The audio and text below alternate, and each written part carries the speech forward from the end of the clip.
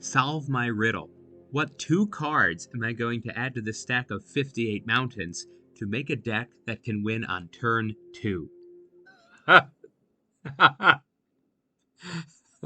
My deck has 58 mountains. And I'm going to see a lot of hands that are just 7 mountains.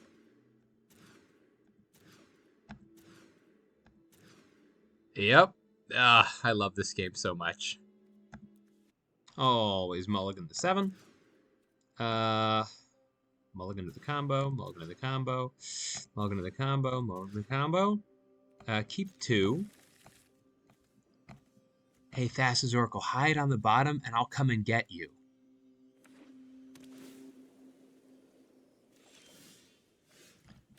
Okay, if opponent does not have discard,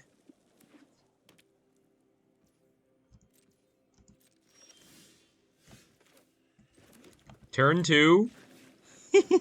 After. 58 mountains in my deck. Thassa's Oracle on the bottom.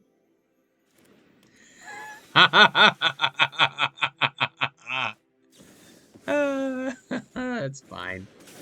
It's all good. Yep, my devotion to blue is 0. And I win!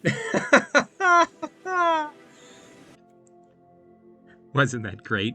You exile all of your land cards, which are 58 cards in your deck, and play the only other non-land card in your deck, Thassa's Oracle, on the bottom and win.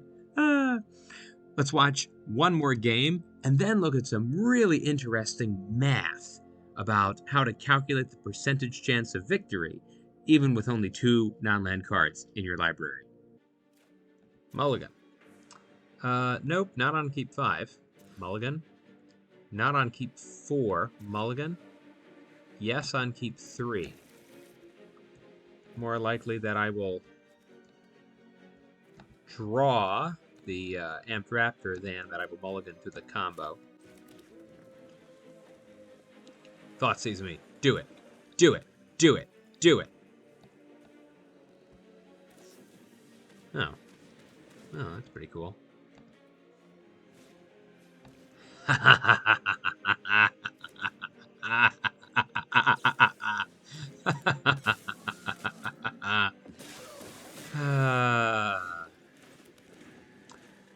Would have been really great to get a turn 2 win there, wouldn't it have?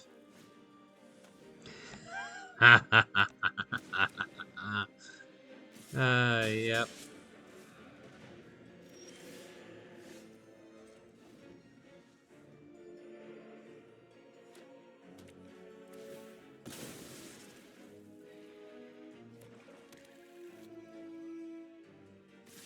Those are swamps.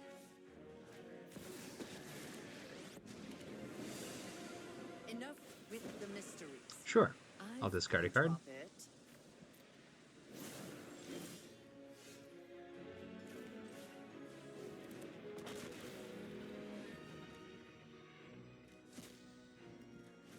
Then I will cast the Thassa's Oracle.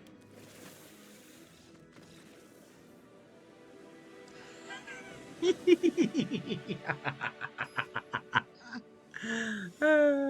is great.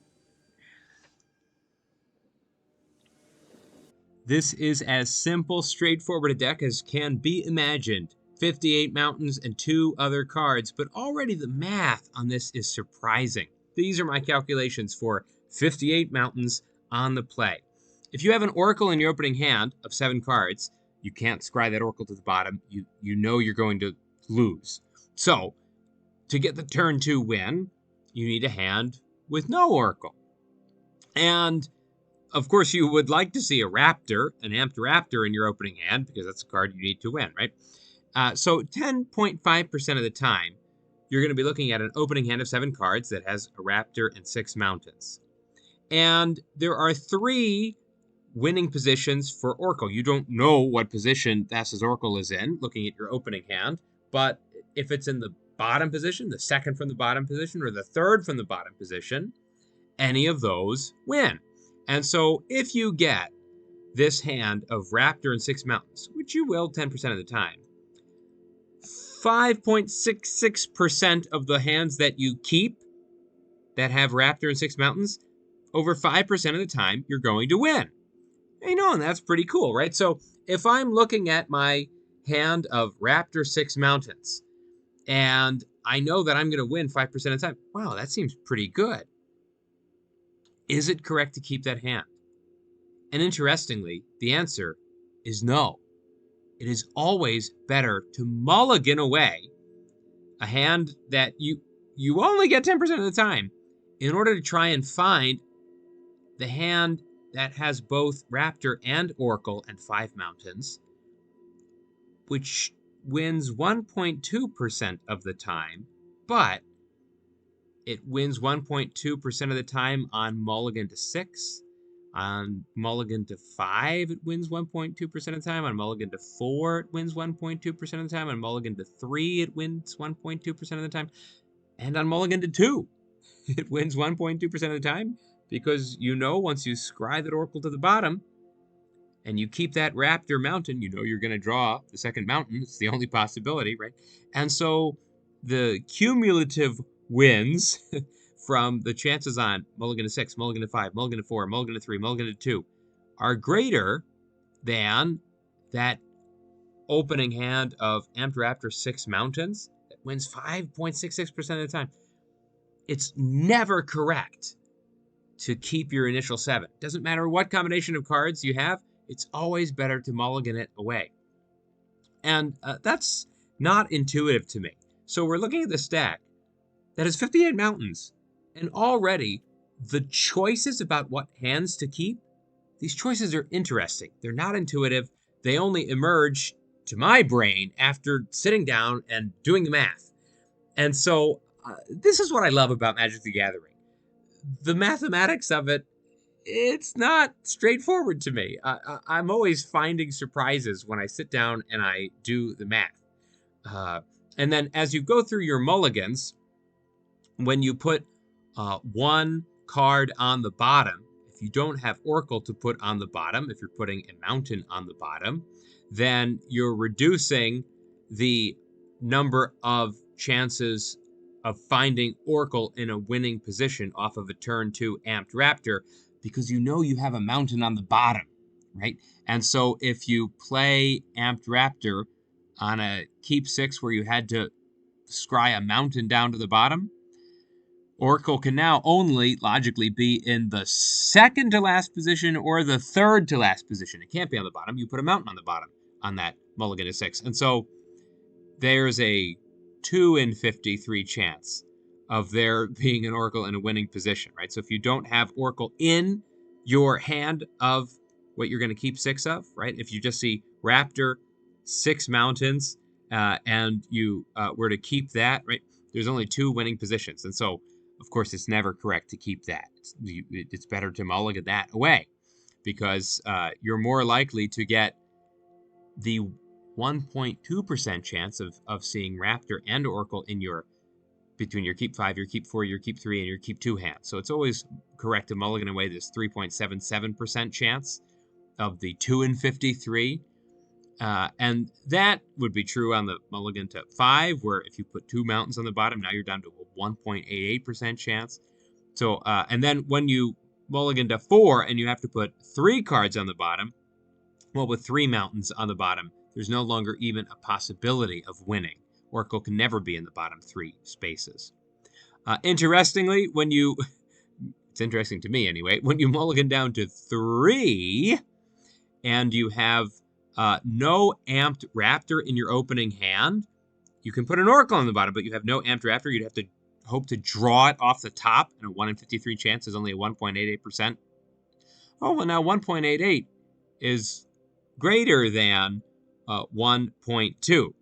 It's even greater than 1.2% plus the possibility of this 1 in 53 chance of something you're only going to see 10% of the time. So anyway, on mulligan to 3, the decision that is correct changes, and so now it becomes correct to keep a hand with Oracle but no Raptor.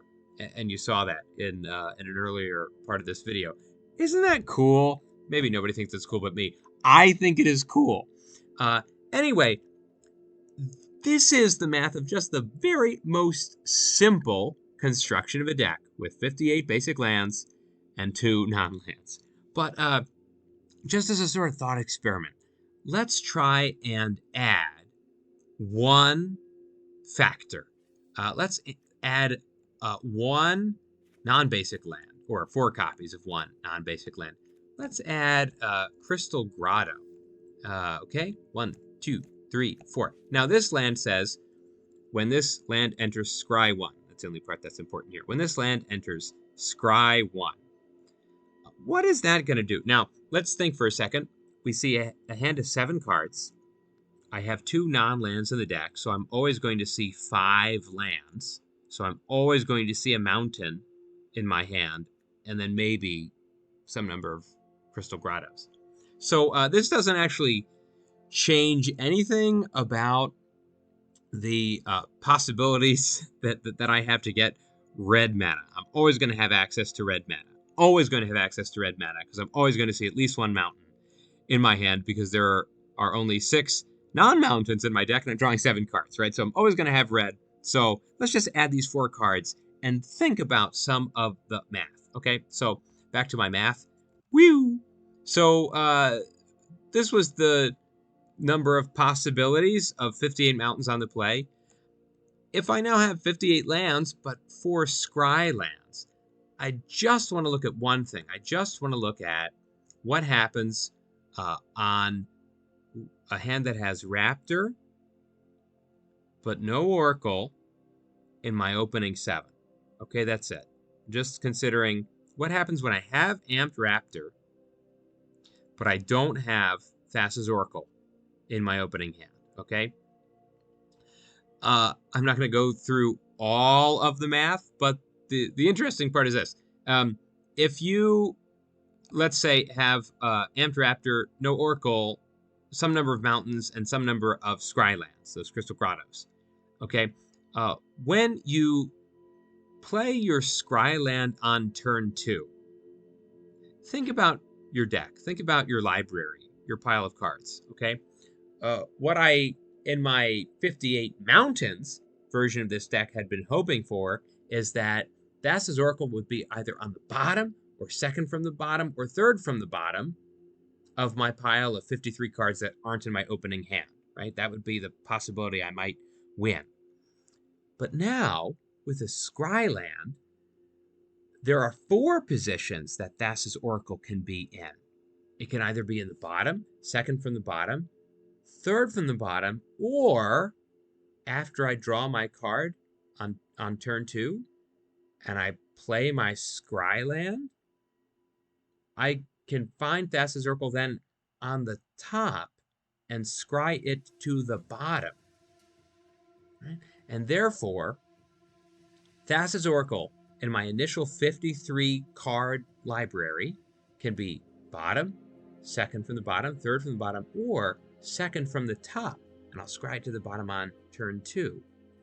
And so that increases, in some scenarios, right, in some of my opening hands, this increases my percent chance of having Thassa's Oracle in the right place from 5 point something percent to 7 point something percent. And so just by adding in those 4 lands, I've complicated the math tremendously, because now I not only have to worry about what I get in my opening hand, but I also have to consider, in the hand where I have a Raptor and 6 mountains, I might draw a scry land on turn 2, and therefore I've got to subdivide my opening hand of Raptor 6 mountains into 2 different possible play patterns that will emerge. And so I'm not going to read you all this math, but there's 386 million possible combinations of cards in a 60 card deck when you draw 7. So if you imagine your deck with 58 mountains, if you had 58 different unique arts on the mountain, such that you could always tell which mountains you were drawing. Okay, just take my word for it. There are 386 million possible different combinations of cards. So there were 40 million combinations of Raptor with no Oracle, and we're increasing the winning possibilities of those 40 million combinations by 12%. We're increasing our winning combinations by 12% within this set, just by adding these four cards. We're not depriving ourselves of red mana. We're just adding possibilities. Wow. So, and that's just a quick thought experiment about one possible set of opening hands. Not even going into the possibility of drawing Raptor and finding Oracle. Like, not even getting into that. Just this one set of Raptor 6 lands. Oh wow, we can increase our probability, but we have to think about a lot of things. So when I approach deck building, I want to think about a lot of things. And so what else might I think about here? Here are some things that I might think about. So there are also some surveil lands, right? If I'm looking for amped Raptor, let's say I've scryed Thassa's Oracle to the bottom and I really want to find my amped Raptor. The scry lands aren't the best way to do that because I could find myself in a situation where if I'm not sure where Thassa's Oracle is in my deck because it was not in my opening hand, if I'm looking for Amped Raptor, I don't want to be putting lands on the bottom because that might move Thassa's Oracle too far up. And so I'd really like to get mountains off the top. And so maybe I want a surveil land instead of a scry land some of the time. If it's good to have these scry lands, well, there's bunches of different scry lands. The Grey Havens scries, this Zalfiran Void scries, right? And so, what is the correct number of scry lands? Is it 12? Is it 4 of each of these? You know, is scrying so good that in fact I want to put in Forsaken Crossroads, which also scries, but sometimes comes in tapped, or maybe if I'm only calculating the play, always comes in tapped, right? And in that case, well, there's these temples that come into play tapped, but allow me to scry. Oh, but then they untap and give me red. So these lands that untap and give me red, that means I could counteract the disadvantage of playing a lot of these colorless scry lands. Oh, by having a land that lets me scry and produces red turn 2, which means I could scry twice. And so, what's the correct number? In fact, are these various possibilities of scry lands and of surveil lands? Are they so good that I want a whole bunch of them? What about fetch lands? If I've scryed 3 mountains to the bottom, and on my mulligan to 4, I have Amped Raptor, and then a land that shuffles my deck? Wow, now suddenly it's possible to find Thassa's Oracle on the bottom. And I'm going to have to go back and rework the math for the keep 7s, the keep 6s, the keep 5s, the keep 4s, the keep 3s, the keep 2s, and all the different permutations within those mulligans to figure out what decision is correct about whether to mulligan, whether to keep. Here maybe is my favorite thought experiment, Ghost Quarter. Ghost Quarter it comes into play untapped. So if you mulligan to 2 and you keep Amped Raptor Mountain and you draw a land and you need it to come into play untapped, well, it'll do that. And it also has the option of if you play it turn 2 and you want to shuffle your library because you're sure that Thassa's Oracle is not on the bottom, you can play a mountain turn 1, tap the mountain, play a Ghost Quarter turn 2, activate its ability to sacrifice the land, destroy your own mountain, get a second mountain, which comes into play untapped, and so you have 2 mana on turn 2, and you're able to shuffle your library. Cool beans. But you don't have to shuffle your library, because if you've put the Thassa's Oracle on the bottom from your mulligan, then you can just play Ghost Quarter and tap it for colorless. So what is the correct number of all these lands? What else do I have over here? Oh, Hidden Grotto. That's just another survey. It's just another conduit pylons, right? So there's all these different kinds of lands that I could play in this deck, right? And wow, what is the correct number of each of these lands? I have no idea. Building a deck that has 2 non-land permanents, right? And then a bunch of lands, some number of mountains, and then some number of non-basic lands. It's so mathematically complicated that it is difficult for me even to begin to theorize how I would go about figuring it out. Now, other people are smarter than me, and they can do that.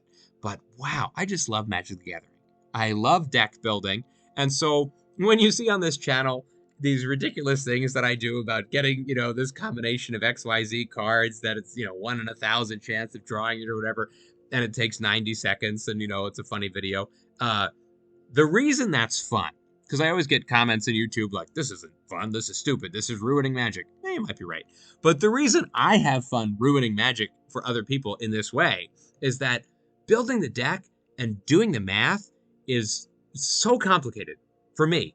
It pushes me to the absolute limits of my mental capacity that I can't think of a diversion, of a hobby that is more satisfying, because it calls forth from me the greatest exertion of mental energy, and therefore is fun.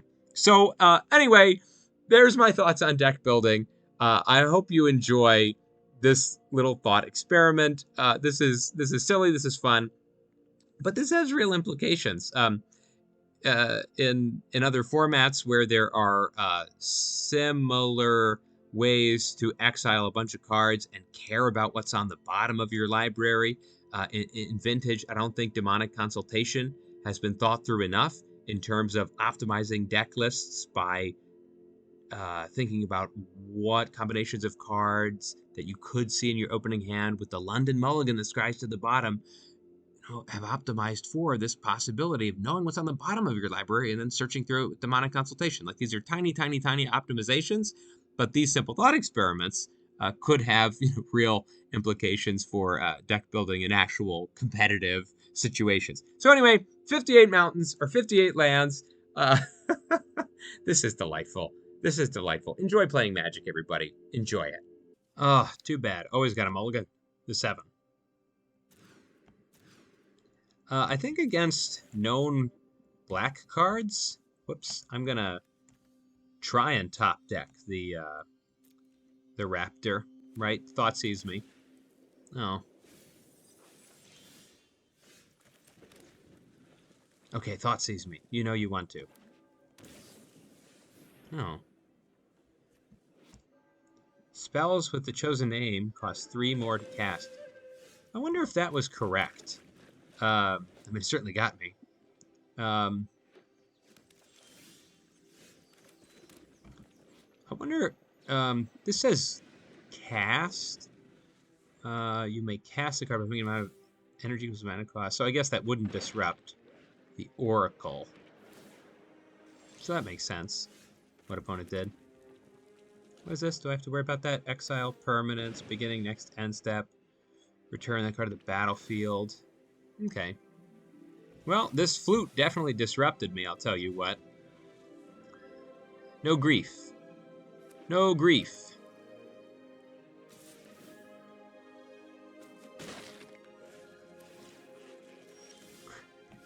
No way, really? Mana Tithe? Mana